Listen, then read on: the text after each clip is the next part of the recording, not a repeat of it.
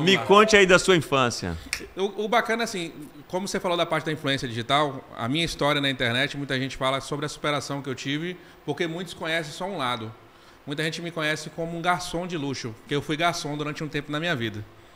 E a maioria das pessoas, elas atrelam essa parte do garçom a quem veio e quem nasceu de origem humilde. Só que eu já vou logo quebrar esse paradigma logo de frente aqui. Já vou logo mudar essa parte da história. Eu não nasci de origem humilde, pelo contrário, meu pai trabalhava no Polo, né? Que é a antiga Copene, deve conhecer, sim. Que hoje virou Braskem e tudo mais. Meu pai trabalhava, ou seja, tinha um bom salário, eu estudava em boas escolas, minha mãe dava aula, professora de inglês, dava aula em várias escolas, ou seja, eu sempre tive tudo na minha infância. Foi muito, assim, não tenho o que reclamar sobre... Estudei em bons colégios, estudei em colégios particulares, até que, na determinada idade, eu estudei bastante e passei no colégio da Polícia Militar, aqui em Salvador. Sou do CPM, lá de Dedezeiros. Me deu uma base muito grande, fez eu aprender muita coisa. Mas a minha vida ela foi uma até os 9 anos de idade. E de 9 para 10 anos ele deu uma mudada drástica. Então conte um pouco dessa vida até os 9 para chegar nessa mudança, para a gente saber o que é que foi. Pronto, os 9 é aquela coisa. Filho caçula de uma casa com... Mimado não, mas um sofrido. Porque eu era... O caçula é quase o largado lá, assim, né? Já não tem mais novidade nenhuma, né? Resumindo, a gente usava ele pra bater nele. Pronto. Era um saco de pancada. Hoje eu sou o maior, você já viu que eu sou o maior. Eu sou doido pra ele acontecer alguma coisa de novo, pau em dinheiro. mas ninguém vem. Ninguém enfrenta mais, né? Ele aguentava apanhar. Esse irmão que vos fala aí agora, assim, ele saiu de casa cedo. Ele tinha 17.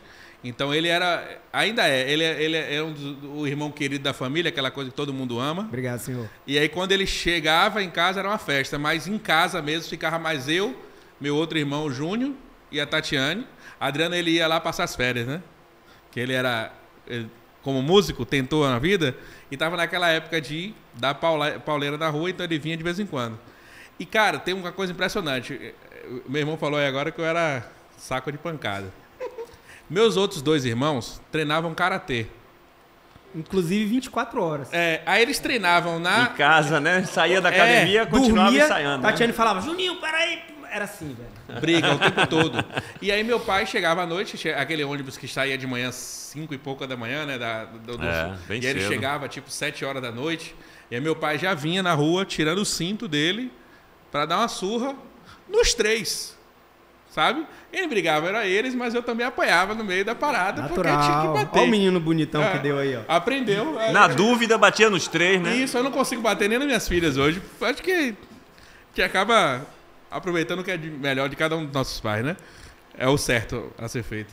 E aí esse garoto viu a família, pai, mãe, a secretária dentro de casa, ou seja, tinha tudo. Eu estudava ali no Cabula, eu morava no Cabula 4, e estudava no Vitória Régia. Hoje um colégio de referência, ou seja, é um colégio que quem tinha dinheiro que pagava, ou seja, tinha aquela coisa toda. Então, eu sempre tive essa base estrutural muito interessante, mas aos 9 anos, que eu queria te dizer, foi quando meus pais se separaram. Aí a mudança realmente não tem como escapar, né? Olha lá, ó. Chore. Total. Não, esse é seu irmão, olha aqui, irmão, né? Ele sim, eu já tinha me picado também. Já tinha ido embora. Você já entrevistou ele aqui? Porque o dele, você pode tocar essa música o tempo todo, só deixar em repeat ali. Aí velho. Sofrer. Chora, já temos a trilha para entrevista com ele, pronto, né? E aí, assim, com 9 anos de idade, eu vi aquela rachadura no âmbito familiar e no financeiro também. Porque meu pai estava saindo da Copene. Eu estava até conversando com você um pouco antes sobre pessoas que sabem trabalhar para si e outras não. Meu pai, que ele esteja assistindo isso daí, que ele saiba, você não sabe trabalhar para você. Você nasceu para trabalhar para os outros. Quando ele decidiu trabalhar para ele, lascou. E aí rachou a grana no meio. E aí, imagine, teve tudo isso e aí houve uma coisa muito forte.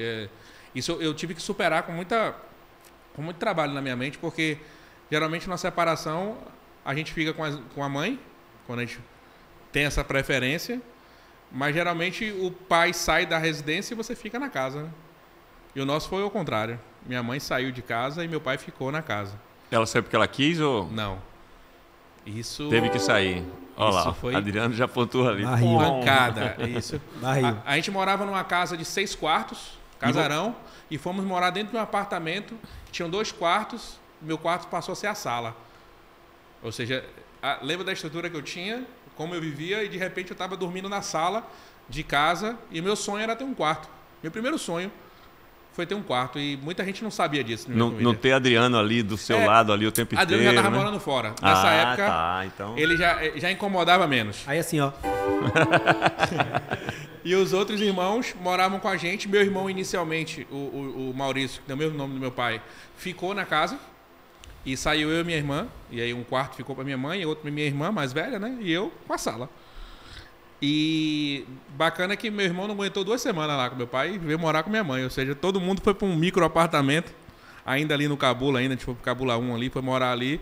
E a minha vida deu uma mudada. Foi quando a gente decidiu passar no colégio da Polícia Militar, para poder folgar essa parte financeira mesmo.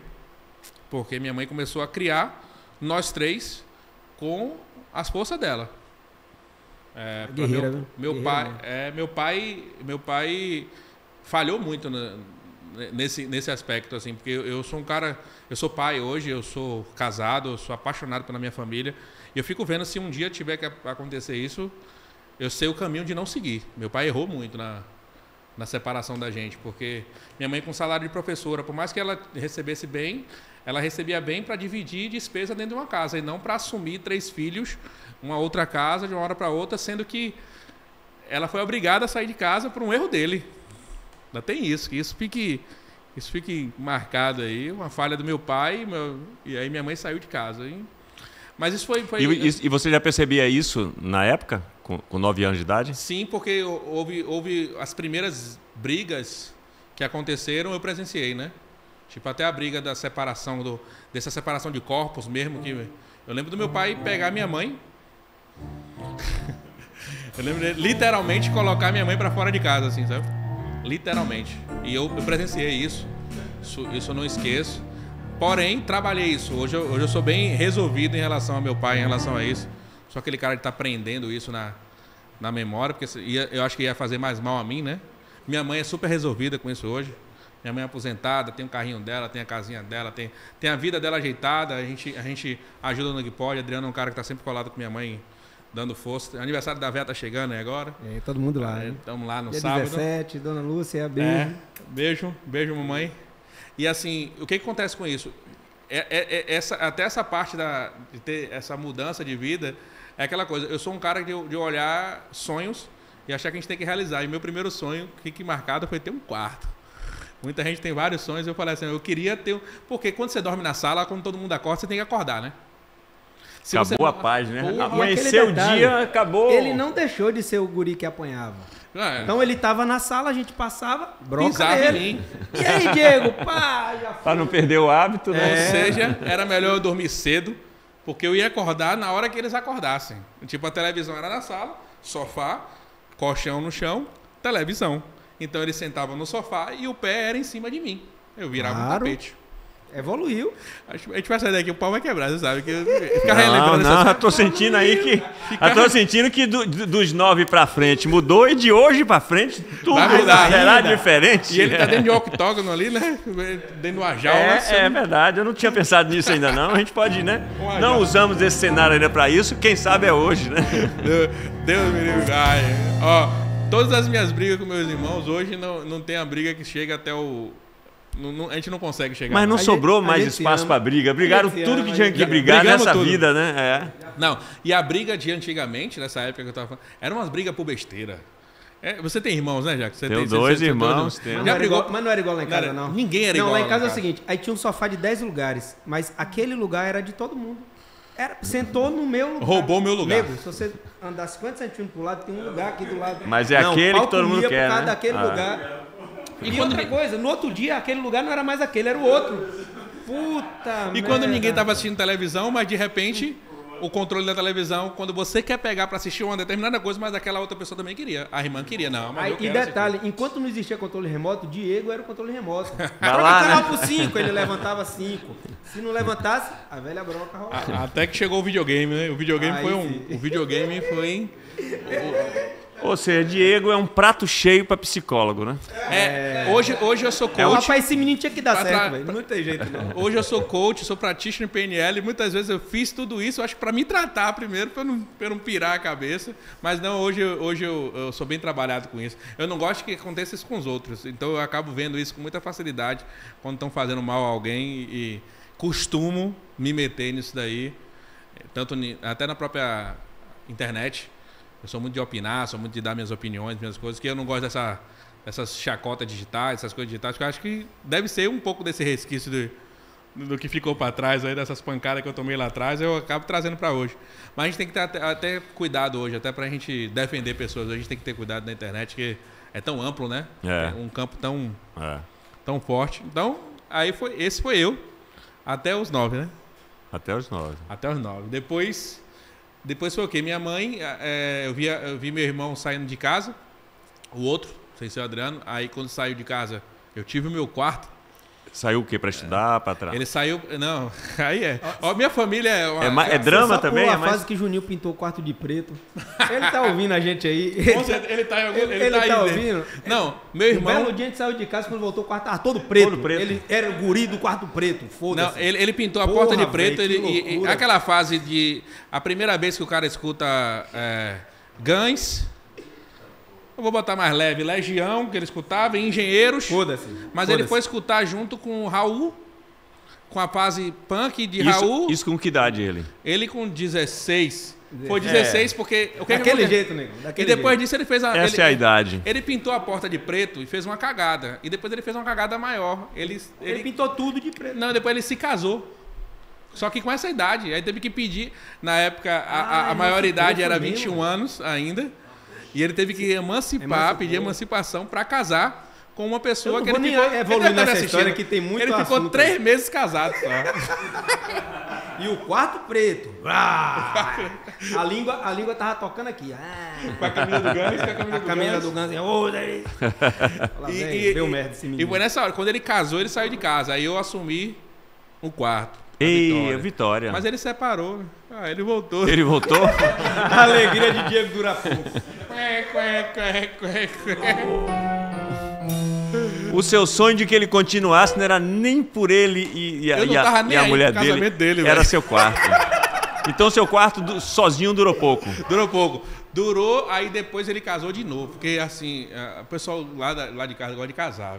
Viu? Uhum. Assim, não é um casamento de igreja mesmo, não. Porque ninguém nunca fez o casamento até o fim. Mas morar junto, isso acontece muito lá em casa. Aconteceu com bastante frequência.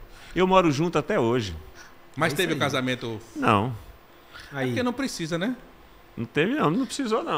Tem gente que casa na igreja e termina, e tem gente que não casou na igreja. Que não casou na igreja e... Pois é. Então que fique declarado aqui que não tenho nada contra casamento na igreja, mas isso não é uma obrigação para você manter um casamento, tá? Não precisa dessa... Para manter não é mesmo, mesmo. Tem muitas outras coisas, né? Uma das coisas minhas foi aprender a não fazer o que aconteceu na minha casa. Antes dos 9 anos eu tive que fazer. Era só andar ao contrário do que ele vinha fazendo. Já é uma forma de ensinar alguma coisa, né? Saber como não fazer já Minhas filhas se armam, porque na hora que eu vou fazer alguma coisa com ela, eu lembro, peraí. Maurício chegando em casa. Ô, menino! Pronto, eu lembro, não vou bater. O que é que meu pai faria nessa situação? Aí eu faço o contrário, entendeu? Ele ajeitou a vida dele hoje. Já é o norte, né? Inclusive a Havaiana de pau, quem criou foi Maurício. Você conhece a Havaiana de pau? Não. Velho, sabe que tá perdendo. Havaiana de pau! Não conhece, não? Não. Eu vou mostrar pra você depois. O videozinho, né? Havaiana de pau. Sensacional. E aí, assim, o bacana, isso ficou... Você viu que ficou um pouco marcado isso mesmo, né? Trabalhado isso na mente. Um pouco marcado? Ficou um pouco, Adriano? Ele disse que ficou um pouco marcado, né? É uma cortina que eu tirei a cortina e hoje eu vivo na frente do palco, porque se eu ficar atrás da cortina tem tudo isso. Mas você tá na frente do palco, mas a gente que tá assistindo o espetáculo, a gente tá vendo a cortina lá, né? Assim. Aí eu fechei a cortina para vocês não ficarem vendo lá atrás. Eu ando no palco com a cortina fechada, só naquela parte da frente, aquele metro que fica ali na frente. Não, mas aí isso me ajudou em muita coisa também. Com certeza. A me tornar quem eu sou hoje, até essa preocupação familiar que eu tenho hoje muito forte, assim. Pode.